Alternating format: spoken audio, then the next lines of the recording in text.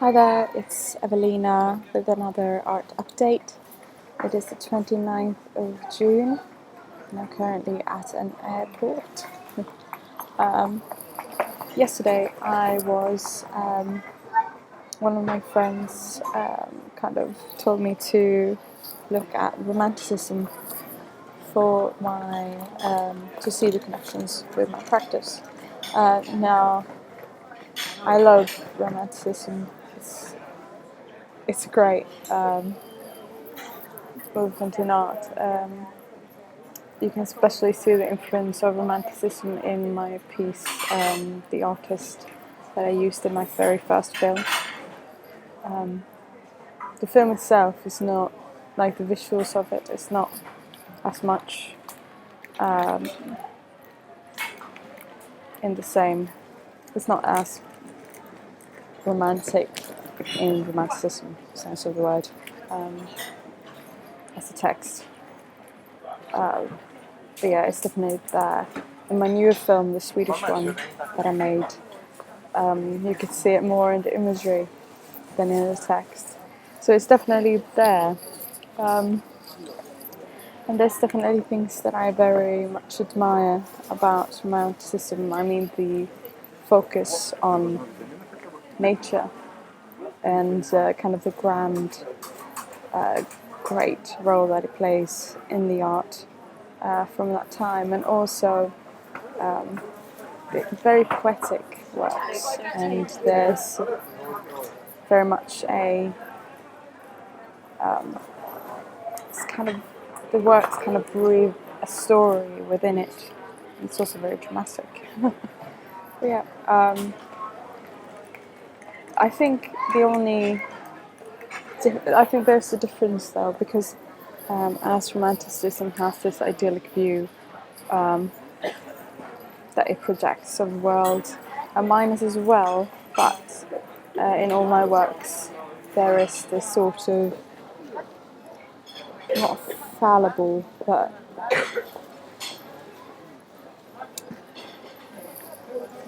there's this imperfectness about it. I mean, it is kind of an ideal version of the world that we live in, but it kind of acknowledges the fact that our world is fallible, is kind of imperfect, and I find that really beautiful. I find that to be one of the strengths of us as humans. It's kind of what makes us who we are. And I think that, in my work, I try to bring that into it. I can see in my sculpture it's more about the kind of roughness of them. I mean, it didn't work very well with the kind of plastic, the non, I don't know how to call it, the non-natural materials that I used. But it works very well when I make sculptures with natural materials. So I try to bring that to my films as well. But it has to come out in a different sort of way. I mean, in my sculptures, definitely there's this kind of, since it is imperfect, since it is rough, it might look sloppy or it might look kind of crafty, but I don't see that as a problem, because the imperfectness is part of my work, it's part of what I want to do with the work.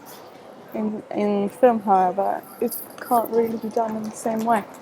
So I'm trying to kind of play around with how I do that. So far it's mostly been through the text itself, kind of the poetry of it. I mean, in my Swedish one, although the imagery was very idyllic, very kind of this perfect view of this innocence and this maiden in the woods kind of theme, the text itself, as I said before, it kind of goes back into one's memory and draw out the strength to carry on into the future. And in the beginning of the text, it is very much a sort of struggle, I can't go on, I can't do this anymore, it is too much. I need to stop. I can't. And then there's this drawing of kind of this grace and power and strength from these memories, from this experience. It kind of sort of gives her the strength to carry on, to embrace her future, even though it seems daunting. And so in that film, I did it in that way. I'm not sure how to kind of do it in the imagery. I mean, I did it in the first film that I did at the railway station. It came out to the imagery itself, so that worked as well. So I just had to kind of figure out and play with it. But I do think that romanticism has definitely some influences in my work. But I kind of make it my own in what I'm trying to portray. I mean, the imagery of romanticism